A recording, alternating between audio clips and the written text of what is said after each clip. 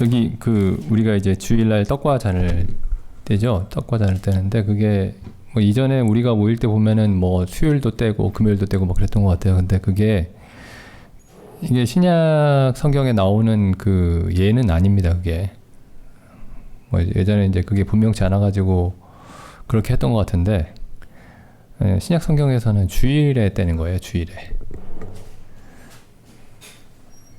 그래서 뭐 많이 떼면 더 좋은 거 아니냐, 많이 떼면. 그래서 이제 뭐 일반 교회들에서는 그 매주 떼는 데도 있더라고요. 요새 장로교에서도 매주 떼는 데도 있는데, 대부분은 이제 어떤 특별한 절기, 기독교 절기 있죠. 뭐 부활절 뭐 이럴 때, 이제 그럴 때 그 성찬식을 하죠. 근데 이제 성경에서는 이 성찬식이 이제 주일날 행하는 것으로 굳어졌습니다. 그게 이제 신약 성경에 남아 있어요. 신약 성경에. 그래서 이제 사도행전에 보시면은 이런 말씀이 있죠. 사도행전 20장에 보시면 20장 7절에 보시면은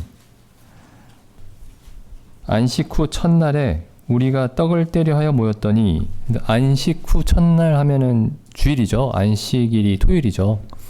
안식 후 첫날 하면 주일이죠. 안식 후 첫날 왜 떡을 떼게 됐냐면은 이제 안식 후 첫날에 예수님이 부활하셨습니다. 예수님이 부활하셨죠. 그래서 예수님이 부활하신 날을 기념해서 안식 후 첫날에 이제 떡을 떼는 겁니다. 예수님이 이제 금요일에 십자가에 못 박히셨죠. 금요일에 십자가에 못 박히시고 토요일에 무덤에 계시다가 일요일에 부활하신 거죠. 일요일 날 이제 떡을 떼는 겁니다. 뭐 어떤 사람들은 뭐 일요일이 뭐 태양신 숭배일이다 뭐 그러는데 뭐 그런 상관이 없어요. 그러니까 안식 후 첫날 떡을 떼기 위해 여기 보면 그래서 이제 모인 목적을 떡을 떼기 위해 모였다 이렇게 돼 있습니다. 떡을 떼기 위해서 모였다. 떡을 떼는 걸 굉장히 중요하게 생각을 했습니다. 그리고 고린도전서에도 보면은 이제 우리가 그 고린도전서 11장을 주일날마다 읽죠. 주일날마다 읽는데 11장 33절에 보시면 그런즉 내 형제들아 먹으러 모일 때에 서로 기다리라. 먹으러 모이는 겁니다. 떡과 잔을 먹고 마시러. 이게 먹으러 모인다는 게 식사를 같이 하러 모이는 게 아니고, 지금 바로 앞에서 이제 떡과 잔의 의미에 대해서 설명을 하고 계시죠. 그래서 떡과 잔을 나누기 위해서, 떡과 잔을 나눔으로써 그리스도를 기념하기 위해서 모이는 겁니다. 모이는 목적이.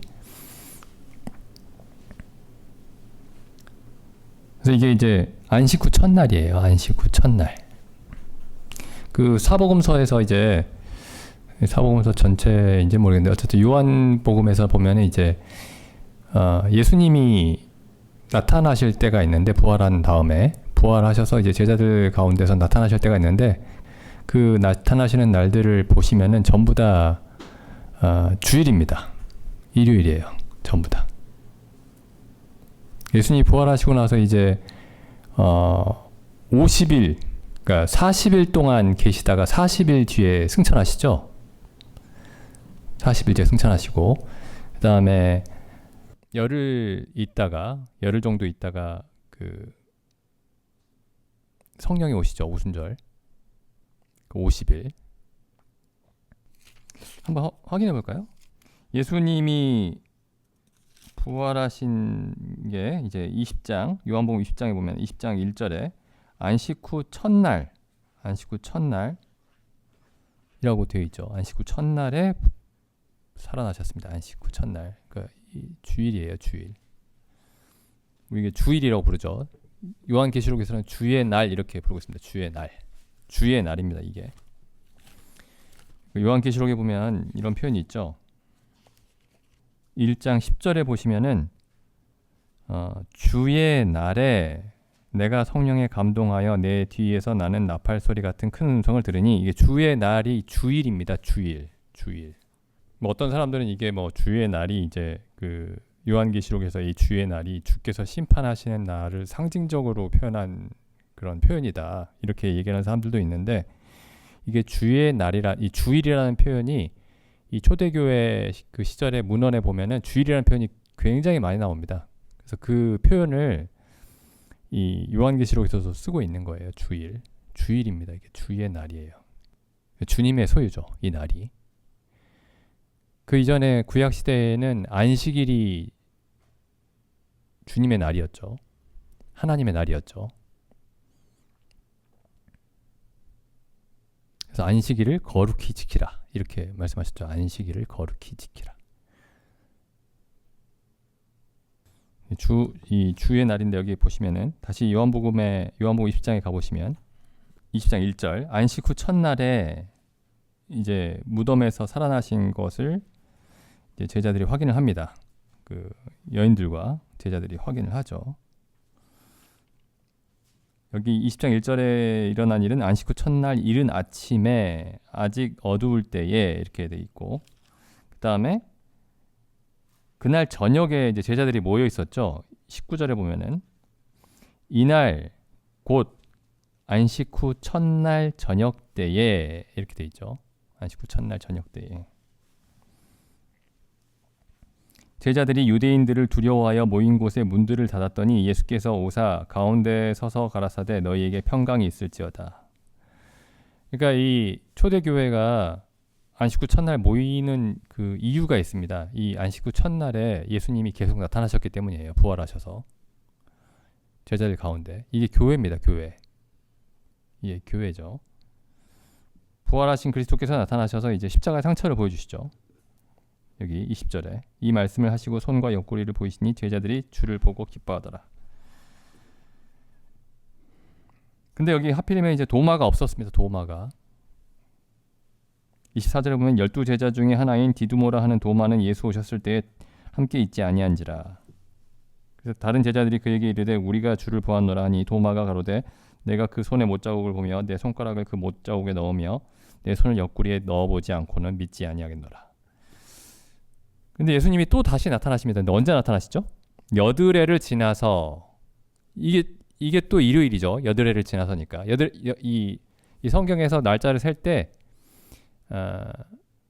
그 날을 포함해서 셉니다. 그 날을 포함해서. 그러니까 여기 안식 후 첫날부터 세는 거예요. 안식 후 첫날이 1일입니다. 그래서 여드레면은 또 안식 후 첫날이죠. 또 제자들에게 또 나타나신 게 주일입니다. 안식 후 첫날. 여기 다른 복음서도 좀 확인해 보시죠. 다른 복음서도. 그래서 이제 예수님이 안식 후 첫날에 다른 복음서에서는 그게 확실한지 모르겠는데 어쨌든 안식 후 첫날에 그 제자들 사이에서 나타나셨습니다. 제자들 사이에. 뭐 아무 때나 나타나실 수도 있는데 굳이 안식 후 첫날에 나타나셨죠. 그래서 이제 그 모이는 목적이 그 예수님의 부활을 죽으심과 부활을 기억하면서 떡을 떼기 위해서 모이는 겁니다. 그리고 그게 이제 주의 날이죠. 주의 날. 주일. 그래서 여기 이제 고린도전서에 보시면 이제 이런 말씀들이 있어요. 그 고린도전서 11장에 보시면은 뭐 이런 말씀 있죠. 11장 17절에 보시면은 18절에 첫째는 너희가 교회에 모일 때에 여기 교회가 예배당이 아니죠. 성경에 교회를 예배당이라는 의미로 사용한 적이 없습니다. 교회라는 말을 예배당이라는 의미로 어떤 장소의 의미로 사용한 적이 없어요. 교회는 사람들입니다. 거듭난 사람들. 그러니까 교회로 모일 때 이런 뜻이에요. 교회로 모인다. 그러면 성경에서 교회로 모인다라고 했을 때 그 교회로 모인다라는 말은 떡과 잔을 나눌 때에 교회로 모인다라는 표현을 쓰고 있는 거예요. 그러니까 엄밀히 말하면은 수요일, 금요일에 모이는 거는 교회로 모이는 건 아닙니다. 교회로 모이는 건 아니에요.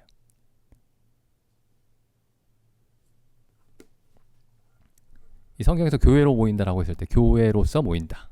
교회의 집회로서 모인다라고 했을 때는 떡과 잔을 먹기 위해 모이는 겁니다. 이 11장 33절 말씀처럼 먹으러 모인다. 먹으러 모인다. 그래서 여기 이 고린도전서가 사실은 이제 교회로 모일 때에 어떻게 모여야 되는지에 대한 말씀들이 많이 있죠. 여기에 교회로 모일 때에 어떻게 모여야 하는가. 이때 교회로 모인다라는 거는 이제 그러니까 주일 집회 때에 일어나는 일들에 대해서 말씀하고 있는 겁니다. 이게 주일 집회 때. 그러니까 여기 보면 이제 뭐 예언도 있고 방언도 있고 이러잖아요. 이게 떡을 떼러 모이는 그 집회에서 일어난 일에 대한 얘기입니다.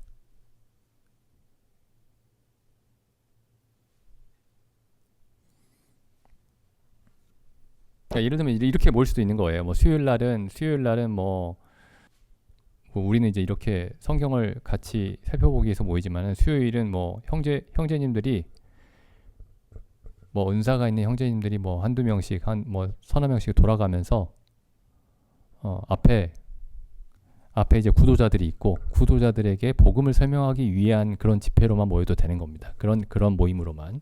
그건 교회로 모이는 게 아니죠. 전도하기 위해 모인 거죠. 구도자들에게 성경을 설명하기 위해서 모인 거죠. 그러니까 교회로 모인다라는 건 굉장히 이제 어떤 특수한 의미를 갖고 있는 겁니다. 성경에서. 그게 이제 떡과 잔을 나누기 위한 모임인 거죠. 교회로 모인다라고 했을 때. 여기 12장에서도 보면 성령의 은사가 이렇게 서로 이렇게 발휘가 되는 이것도 교회로 모일 때에 일어나는 일이었습니다. 교회로 모일 때. 주일 예배를 말하는 거예요. 주일 집회를.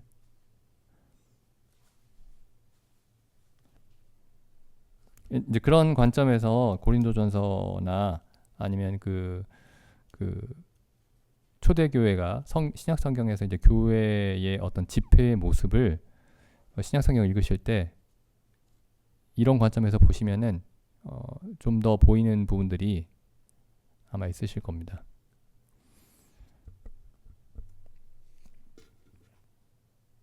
그래서 지금 주일에 이 떡과 잔을 나누는 것에 대해서 성경이 굉장히 많은 어떤 의미를 부여하고 있습니다. 이제 그 중에 하나가 이제 6월절이죠, 6월절. 그러니까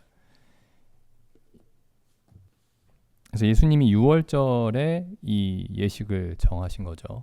이 6월절에 떡과 잔을 나누는 예식을. 그리고 이제 지난번에도 이제 우리가 살펴봤지만은 이 6월절이 결국에는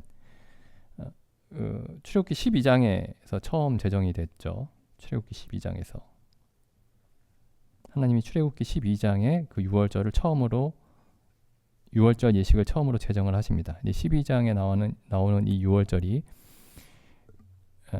이 6월절 양은 이제 그림자죠. 앞으로 오실 참 6월절 양이신 그리스도의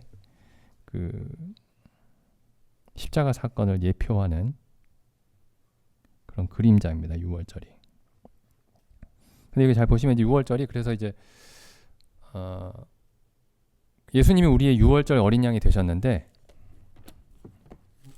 이제 고린도전서에 이렇게 있죠. 많이 읽어봤지만 다시 한번 읽어보면 고린도전서 5장에 보면 제가 읽어보겠습니다. 5장 7절에 너희는 누룩 없는 자인데 새 덩어리가 되기 위하여 묵은 누룩을 내어버리라. 우리의 6월절 양 곧 그리스도께서 희생이 되셨느니라. 그래서 그리스도를 우리의 6월절 양이라고 사도 바울이 그렇게 해석을 하고 있습니다. 우리의 6월절 양 곧 그리스도께서 희생이 되셨느니라.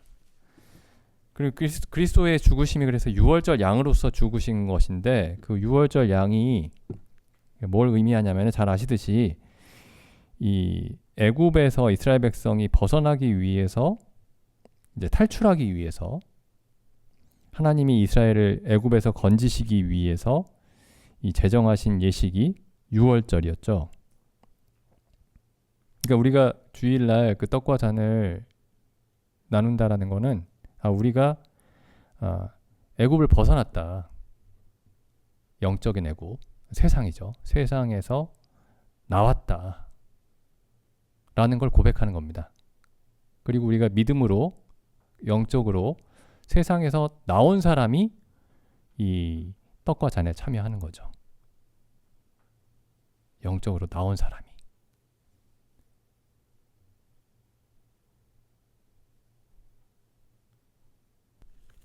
그래서 이제 요한복음 17장에 보시면은 예수님이 이렇게 말씀하시죠.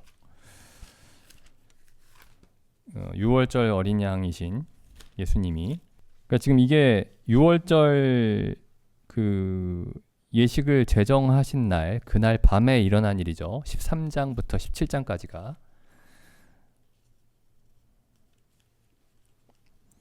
13장에서 이제 가룟 유다가 밖으로 나간 다음에, 그 다음에 이 떡과 잔을 나누시면서 이 떡은 내 살이요, 이 잔은 내 피다, 이렇게 말씀하시면서 6월절 예식을, 이 주일에 이 떡과 잔의 예식을 제정을 하시죠. 그러니까 이게 지금 그날 밤에 일어난 일입니다. 같은 날. 그때 뭐라고 말씀하시냐면은 15장 18절에, 요한복음 15장 18절에 세상이 너희를 미워하면 너희보다 먼저 나를 미워한 줄을 알라. 너희가 세상에 속하였으면 세상이 자기의 것을 사랑할 터이나 너희는 세상에 속한 자가 아니요 도리어 세상에서 나의 택함을 입은 자인 거로 세상이 너희를 미워하느니라. 그래서 여기 세상에 속하지 않았다. 너희가 세상에 속하지 않았다. 이 말씀을 하시죠. 그리고 요한복음 17장에도 보시면, 요한복음 17장이 이제 예수님이 아버지께 이제 드렸던 기도를 기록하고 있는데, 17장 11절 보시면, 나는 세상에 더 있지 아니하오나 저희는 세상에 있사옵고 나는 아버지께로 가옵나니 거룩하신 아버지여 내게 주신 아버지의 이름으로 저희를 보존하사 우리와 같이 저희도 하나가 되게 하옵소서. 14절, 내가 아버지의 말씀을 저희에게 주었사오매 세상이 저희를 미워하였사오니 이는 내가 세상에 속하지 아니함 같이 저희도 세상에 속하지 아니함을 인함이니이다. 이 말씀들을 보시면 왜 예수님을 그 6월절 어린 양이라고 부르는지 알 수가 있습니다. 6월절 어린 양의 죽음을 통해서 하나님이 이스라엘 백성을 애굽에서 분리시키셨듯이 예수 그리스도의 죽으심을 통해서 우리를 세상에서 분리시키신 거죠. 예수님이 세상에 속하지 아니한 것 같이 우리도 세상에 속하지 않도록 분리를 시키신 겁니다. 16절에도 내가 세상에 속하지 아니한 같이 저희도 세상에 속하지 아니하였삼나이다. 그래서 이 말씀에 우리가 이제 동의하는 사람이 예수님이 세상에 속하지 아니한 것처럼 나도 세상에 속하지 아니하였습니다. 라는 말씀에 진심으로 동의하는 사람이 떡과 잔에 참여하는 거죠. 그냥 우리가 주일날 떡과 잔을 나눈다고 해서 이게 뭐 명령이니까 지킨다. 그게 아니고 이스라엘 백성을 하나님이 6월절 어린 양의 죽음을 통해서 애굽에서 건져내신 것처럼 예수 그리스도의 십자가를 통해서 우리를 세상에서 건져내셨구나 라고 고백하면서 우리가 떡과 잔을 먹고 마시는 거죠. 그래서 이제 같은 저자죠. 요한복음과 같은 저자. 이 사도 요한이 요한 1서에서는 이렇게 얘기합니다. 요한 1서에 보면은 요한 1서 2장 15절입니다. 이 세상이나 세상에 있는 것들을 사랑치 말라. 누구든지 세상을 사랑하면 아버지의 사랑이 그 속에 있지 아니하니 이는 세상에 있는 모든 것이 육신의 정욕과 안목의 정욕과 이생의 자랑이니 다 아버지께로 쫓아온 것이 아니요 세상으로 쫓아온 것이라. 이 세상도 그 정욕도 지나가되 오직 하나님의 뜻을 행하는 이는 영원히 거하느니라. 그래서 여기서도 마찬가지로 이제 그리스도인이 하나님의 자녀들이 세상과 분리되었다 라는 말씀을 하고 있죠.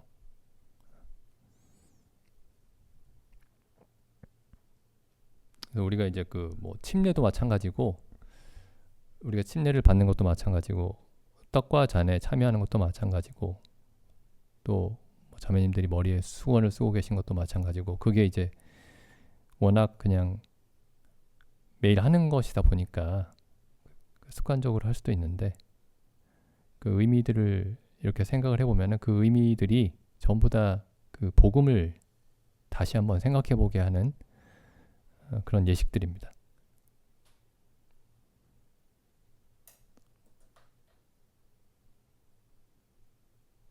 근데 여기 이제 보면 이제 세상을 이렇게 이제 정의를 하고 있어요. 세상의 어떤 그 본질을 이 2장 16절에 보면은 이는 세상에 있는 모든 것이 그러니까 예외가 없죠. 모든 것이 육신의 정욕과 안목의 정욕과 이생의 자랑이다. 육신의 정욕. 여기 정욕이라는 말이 뭐 전에도 말씀드렸지만은 그냥 우리 정욕하면 약간 안 좋은 의미로 생각을 하죠. 근데 정욕이 바라는 바입니다. 육신이 원하는 바, 육신이 원하는 바와 눈이 원하는 바, 그리고 이생의 자랑. 그 갈라디아서에 보면은 이 정욕이라는 말이 이제 소욕이라는 말로 번역이 되어 있어요. 성령의 소욕, 육체의 소욕. 그러니까 정욕이라는 말이 꼭 그 안 좋은 말이 아닙니다. 그냥 원하는 바예요. 원하는 바. 육신의 욕구, 육신이 원하는 바. 눈이 원하는 바. 눈이 딱 보고 우리가 눈으로 보고 저거 아름다워 보인다. 이 세상에서의 자랑. 이게 지금 세상이라는 거예요. 세상.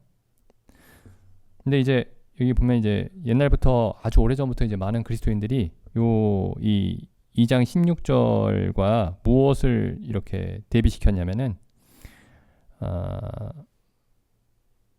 그 창세기 3장에 그 여자가 선악과를 보았을 때 그때 반응과 이 구절을 이렇게 대비를 시켜놨습니다. 그러니까 주석가들이 많은 그리스도인들이 주석가들뿐만 아니라 이제 수많은 사람들이 그렇게 했어요. 그래서 이제 이 비교를 해보시면은 요한일서 2장 16절과 이 창세기 3장 6절 아마 이 부분은 이제 여기저기 책을 찾아보시면은 뭐 스펄전이든지 아니면은 뭐 어떤 설교가든지 어떤 주석이든지 살펴보시면은 이 여자가 이 선악과를 봤을 때 이 반응과 이 요한일서 2장 16절 말씀 이걸 연결시켜 놓은 것들을 자주 보실 수 있을 겁니다. 여기 3장 6절 창세기 3장 6절 보시면 여자가 그 나무를 본즉 먹음직도 하고 육신의 정욕과 보암직도 하고 안목의 정욕과 지혜롭게 할 만큼 탐스럽기도 한 나무인지라 이생의 자랑. 왜 지혜가 자랑이냐? 지혜 자랑 안 하고 뭐 다른 거 자랑하는 사람들도 있는데 뭐 자기 외모를 자랑하고 뭐 그런 사람들도 있는데 이 성경에 보면 이제 지혜가 자랑의 대상으로 가장 두드러지게 나타납니다. 지혜가. 그래서 고린도전서에 보면은 그 고린도 교회 성도들이 이 세상 지혜를 자랑했죠. 세상의 지혜를 자랑하는 겁니다. 지혜를. 그래서 세상이 어디에서 시작했나 보니까 여기서 시작한 거예요. 세상이 뭐 저 이후에 뭐 가인의 후손들이 만들어낸 게 그 세상의 시작이 아니고 이미 이때 이 여자의 마음 속에 세상이 생겨난 겁니다. 세상이. 근데 이걸 그 제가 전에도 잠깐 한번 말씀드린 것 같은데 이 그 개혁주의 스터디 바이블 거기 주석에 보시면은 요걸 이렇게 설명을 해놨어요. 이 3장 6절에 대해서 먹음직도 하고 실용적인 가치, 이 먹음직도 하고를 실용적인 가치 혹은 실제적인 가치, 실제 생활의 가치, 그 다음에 보암직도 하고 미적인 가치, 그리고 지혜롭게 할 만큼 탐스럽기도 한 나무인지라. 지적인 가치. 그래서 이 여자가 추구했던 게 실용적인 가치, 그리고 미적인 가치, 그리고 지적인 가치를 추구했다. 이렇게 설명을 해놨더라고요. 맞는 말이죠.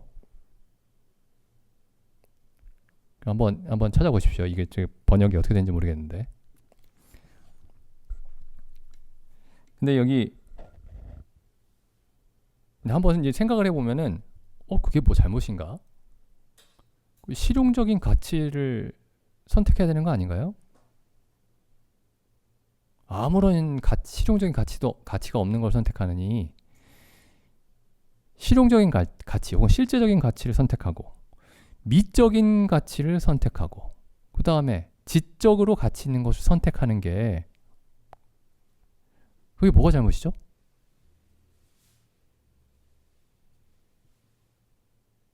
근데 그런 것들을 선택하는 게 그게 선택의 기준이 된다면은 그게 죽음으로 이른다는 겁니다. 그러니까 죽음에 이르는 게 사람들이 흔히 생각하는 어떤 도덕적인 범죄만이 죽음에 이르게 하는 게 아니고 실용적인 가치, 미적인 가치, 지적인 가치가 있으면 추구한다. 만약에 그런 기준으로 어떤 것들을 추구한다면은 그것 자체가 죽음에 이른다는 거예요. 그럼 그리스도인은 뭘 기준으로 어떤 선택을 해야 됩니까? 실용적인 가치도 아니고 미적인 가치도 아니고 지적인 가치도 아니면은 뭘 기준으로 추구해야 되죠? 말씀입니다. 하나님의 말씀. 그러니까 하나님의 말씀이 우리가 봤을 때 실용적인 가치하고 충돌해도 말씀을 따라서 선택을 해야 되고 미적인 가치하고 충돌해도 말씀을 따라서 선택해야 되고 지적인 기준에서 봤을 때도 말이 안 돼도 말씀을 따라 선택을 해야 됩니다.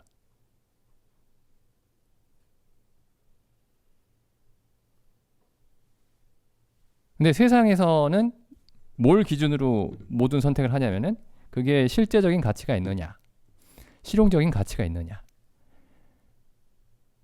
그리고 미적인 가치가 있느냐, 그게 아름다운 거냐, 그런 선택을 하죠.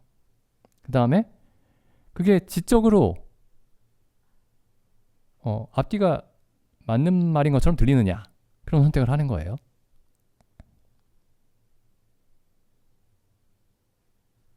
그러니까 제가 그 개혁주의 스터디 바이블 그 주석을 읽으면서 이거 다 좋은 건데 이거 정말 좋은 거 아닌가? 실제적인 가치와 미적인 가치와 지적인 가치가 상식 있는 사람이라면 다 이 기준을 따라서 모든 선택을 해야 되는데 근데 하와의 선택을 이제 그렇게 이제 설명을 이제 하고 있는 거죠. 그 성경이 그 주석이 이제 우리가 성경이 좀 익숙하면은 여기가 굉장히 좀 신기한 사건입니다. 그 온 인류를 그 죄와 사망 가운데 몰아넣은 그 죄악이 무슨 살인이나 우리가 생각하는 살인이나 뭐 우리가 생각하는 무슨 간음이나 그런 게 아니고 실용적인 가치와 미적인 가치와 지적인 가치를 따라 선택한 게 모든 인류를 죽음과 죄악으로 몰아넣은 겁니다. 굉장히 이상한 일이죠.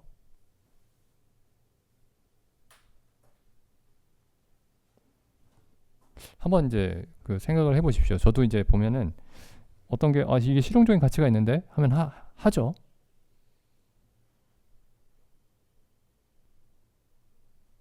이 하나님의 말씀이 실용적인 가치도 없고 미적인 가치도 없고 지적인 가치도 없다. 그런 뜻은 아닙니다. 지금 이 여자가 이 나무를 봤을 때 그랬다는 거죠. 이 여자가 이 나무를 봤을 때 그 나무를 먹는 것이 나무의 열매를 먹는 게 실용적인 판단이고 아름다운 판단이고 지적으로 앞뒤가 맞는 판단이다. 이렇게 생각을 한 거죠. 이 여자가 볼 때 이 6절에 이렇게 돼 있죠. 여자가 그 나무를 본즉 이렇게 돼 있죠. 근데 사실은 하나님의 말씀이 정말 실제적이고 정말 아름답고 정말 지혜로운 겁니다.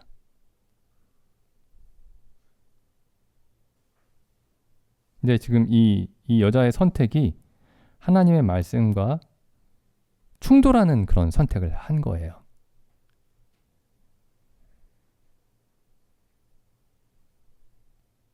그러니까 우리가 생각할 때 명백하게 아주 명백하게 이건 죄악이다. 이런 걸로 넘어지지 않습니다. 그런 걸로 시험하지도 않고요.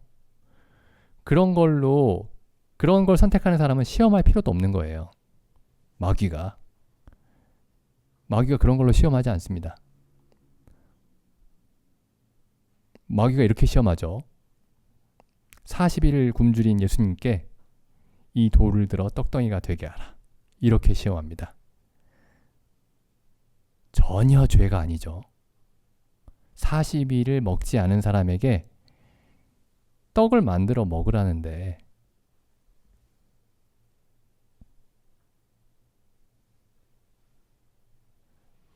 그래서 예수님이 6월절 어린 양이 되셔서 우리를 세상에서 건지시겠다고 했을 때 그 근본적인 의미가 뭐냐면은 세상에 있는 재산 다 팔아가지고 산속으로 들어가라 그런 말씀이 아니고 이 하와가 넘어진 이 기준에서 이런 원리로 사는 삶에서 건지시겠다라는 겁니다. 우리는 더 이상 어떤 실용적인 기준이나 미적인 기준이나 지적인 기준으로 선택을 하지 않고 하나님이 보시기에 좋았더라라는 기준으로 선택을 하겠습니다. 이게 이제 애굽 사람과 이스라엘 사람을 구별하는 기준이 된 겁니다.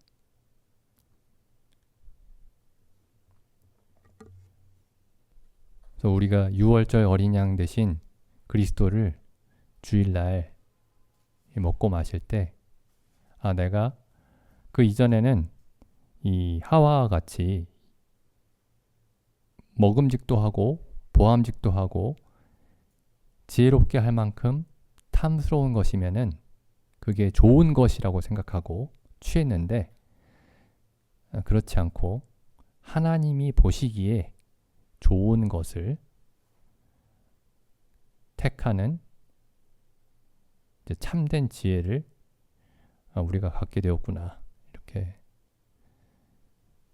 그게 이제 예수님의 모습이었죠. 예수님이 내가 세상에 속하지 아니한 것 같이 저희도 세상에 속하지 아니하였사옵나이다. 이렇게 말씀하셨죠. 예수님이 이렇게 말씀하셨죠. 또 나는 여기 보면 이제 이 여자가 한 일이 그 나무를 본즉 먹음직도 하고 보암직도 하고 지혜롭게 할 만큼 탐스럽기도 한 나무인지라. 그러니까 여자가 본즉 좋았다. 이렇게 요약할 수 있죠. 그 여자가 본즉 좋았다. 근데 예수님은 이렇게 말씀하셨죠. 요한복음 5장에 보시면은 예수님이 이렇게 말씀하시죠. 아들이 아버지의 5장 19절에 아들이 아버지의 하시는 일을 보지 않고는 아무것도 스스로 할 수 없다. 아들은 아들이 보기에 좋은 것을 하지 않는다. 아버지의 보기에 좋은 것을 행한다. 그러니까 하와가 했던 선택과 정반대의 그 선택을 예수님이 계속 하신 겁니다. 하와가 보였던 모습과 예수님의 모습이 정반대에 있었던 거죠. 이 5장 19절 30절도 보면 내가 아무것도 스스로 할 수 없노라. 하와는 내가 보기에 좋은 것을 선택하겠다. 내가 보기에 먹음직도 하고 보암직도 하고 지혜롭게 할 만큼 탐스러운 것은 내가 선택하겠다. 근데 예수님은 나는 아버지께 듣는 대로 선택하겠다. 그래서 예수님이 내가 세상에 속하지 아니한 것 같이 저희도 세상에 속하지 아니하였습니다.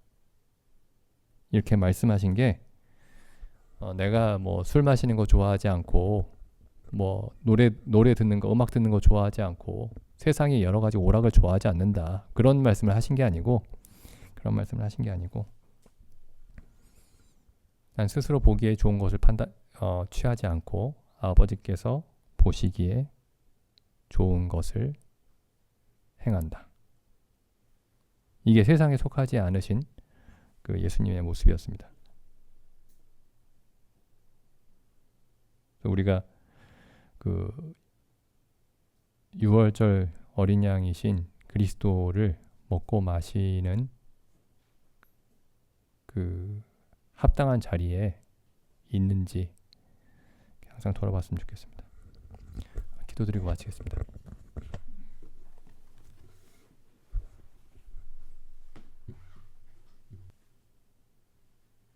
하나님 아버지,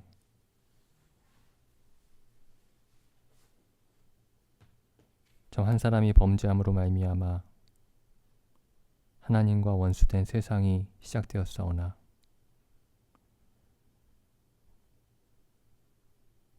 하나님의 아들 예수 그리스도께서 스스로 보기에 좋은 것을 행하지 아니하시고 오직 아버지께 보고 들은 대로 행하심으로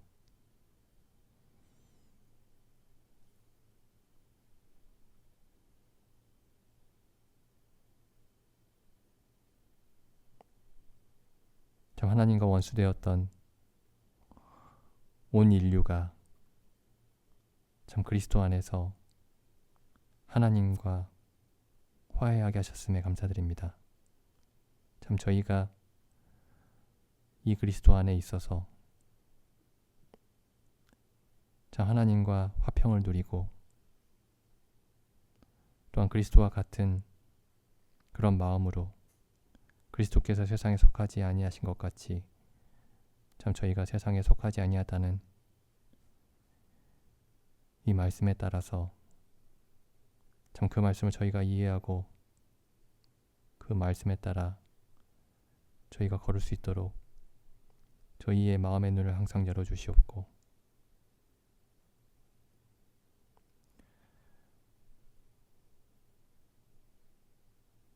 참 6월절 어린 양이신 그리스도를 항상 먹고 마심으로 말미암아